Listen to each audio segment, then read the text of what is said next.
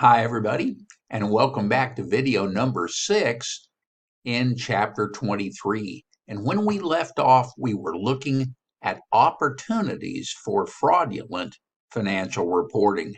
And some of the common opportunities include here, number 1, the absence of a board of directors or audit committee. Certainly that was addressed in SOX. Number 2, weak or non-existent internal accounting controls. Clearly an opportunity. Number 3, unusual or complex transactions. Very similar to what Enron had with its derivative accounting practices. Number 4, accounting estimates requiring significant subjective judgments, and ineffective internal controls and internal audit staffs. Some companies don't have internal auditors, but for smaller companies, you can still have good internal audits done by the controller or other people in the financial organization. All right, so trends in economic crime. Here, they're showing the percent of executives citing economic crime. Certainly, I would have been one of those. And here you see that based on the 2020 Global Economic Crime and Fraud Study, there's a lot of people out there that believe economic crime is continuing. What kind of fraud is being reported? Customer fraud, cybercrime, asset misappropriation, bribery and corruption, accounting and financial statement fraud, and procurement fraud. Pretty awful statistics. Okay, internet financial reporting. A large proportion of companies' websites contain links to their financial statements and other disclosures. One, that allows firms to communicate more easily and quickly with users. Number 2, that allows users to take advantage of tools such as search engines and hyperlinks to quickly find information about the firm. I'm sure most of you have done this and know the advantages that those search engines and hyperlinks provide. And number 3 here can help you make financial reports more relevant by allowing companies to report expanded, disaggregated data and more timely data as a result. So, reporting on financial forecasts and projections. This is, in my mind, a little bit dicey, but financial forecasts are a set of prospective financial statements that present a company's expected financial position, results of operations, and cash flows based on a forecast. The financial projections are prospective financial statements that present, given one or more hypothetical assumptions, an entity's expected financial position, results of operations, and cash flows. Regulators have established what's called a safe harbor rule. And here, that safe harbor rule is designed to encourage management to disclose prospective financial information. So the SEC has made it safe to do that. It provides protection to a company that presents an erroneous forecast as long as the company prepared the forecast on a reasonable basis and disclosed it in good faith. However, many companies note that the safe harbor rule does not work in practice, since it does not cover oral statements nor has it kept them from investor lawsuits. What are the arguments for requiring published forecasts? 1. The investment decisions are based on future expectations. Therefore, information about the future facilitates better decisions. Number 2, companies already circulate forecasts informally. This situation should be regulated to ensure that the forecasts are available to all investors. And number 3, circumstances change so rapidly that historical information is no longer adequate for predictions. All of those are sound arguments. However, they are based on estimates, as you would all know. So some of those arguments are against requiring that. And one, no one can foretell the future. As the revered philosopher Yogi Berra, a baseball player, remarked, "It's tough to make predictions, especially about the future." He was a catcher for the New York Yankees, as some of you may know. Therefore, forecasts will inevitably be wrong. Worse, they may mislead if they convey an impression of precision about the future. Number 2, companies may strive only to meet their published forecasts, thereby failing to produce results that are in the stockholders' best interests. Number 3, if forecasts prove to be inaccurate, there will be recriminations and probable legal actions. And you can take a look at the underlying concepts in the book for that. And number 4, disclosures of forecasts will be detrimental to organizations because forecasts will inform competitors, foreign and domestic, as well as investors.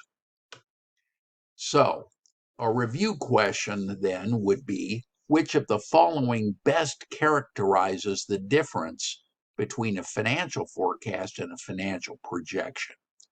Alpha is forecasts include a complete set of financial statements, while projections include only a summary financial data. Bravo, a forecast is normally for a full year or more, and a projection presents data for less than a year.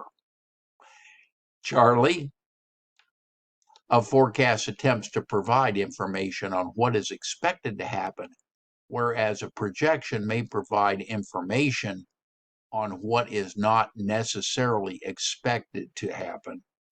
And Delta, a forecast includes data which can be verified about future expectations, while the data in a projection is not susceptible to verification. And if you picked answer Charlie, a forecast attempts to provide information on what is expected to happen, whereas a projection may provide information on what is not necessarily expected to happen. An interesting answer to this question. All right, let's describe the approach to financial statement analysis. Here we have a perspective on financial statement analysis. Number 1, know the questions for which you want to find answers. As indicated earlier, various groups have different types of interest in a company. Number 2, know the questions that particular ratios and comparisons are able to help answer. These will be discussed in this appendix. And then number 3, match 1 and 2. By such a matching, the statement analysis will have a logical direction and purpose.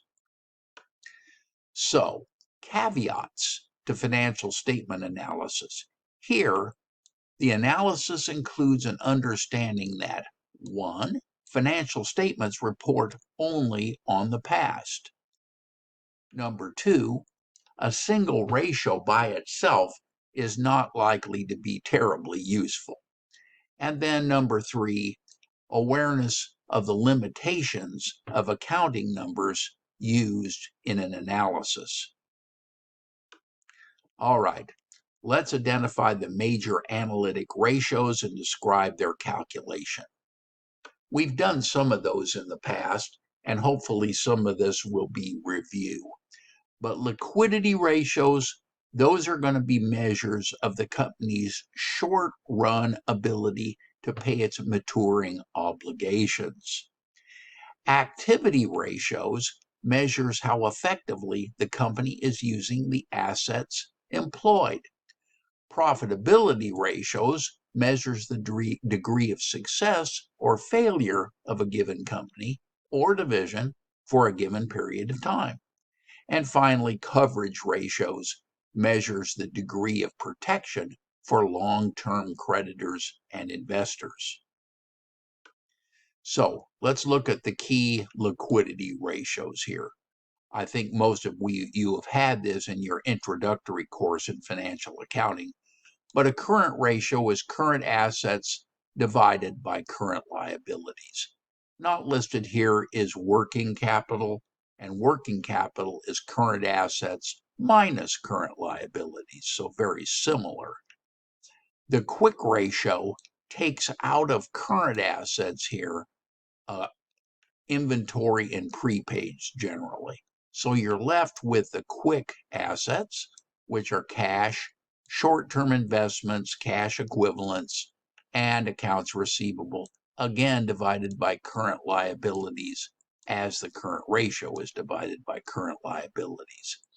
And then number 3, we have the current cash debt coverage ratio.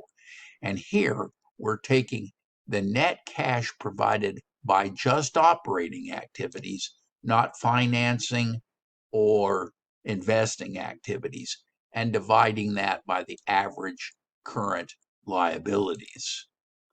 Okay. Now the activity ratios, here we have the accounts receivable turnover, and we're going to take net sales, that's after deducting sales discounts, sales returns, and sales allowances, and dividing that by the average net accounts receivable, net meaning we have subtracted out the allowance for doubtful or uncollectible amounts. And then inventory turnover is the cost of goods sold divided by the average inventory. And finally, asset turnover is net sales divided by the average total assets. Our profitability ratios have several here. Number 7, profit margin on sales. Whenever you see profit margin, you know that that's going to be net income divided by net sales. We also have operating profit margin, gross profit margin, but those have modifiers to profit. But profit margin is net income divided by net sales. And return on assets, usually when you have a return on something, it's net income divided by something. And in this case, it's return on assets, so it's net income divided by average total assets. And then we have return on common stockholders' equity. So we have to take net income and back out preferred stock dividends because that's not available to our common stockholders, and divide that by the average common stockholders' equity. And earnings per share, we take our net income, we back out preferred stock dividends because that's not calculated in our common stock. And so we take basically net income from common stock and divide it by the weighted average common shares outstanding. And finally, we have the payout ratio, which is pretty easy to understand. We have our cash dividends, and we divide that by net income. That looks like a good place to stop this video. And when we return, we'll take a look at our coverage ratios. Until that time, bye for now.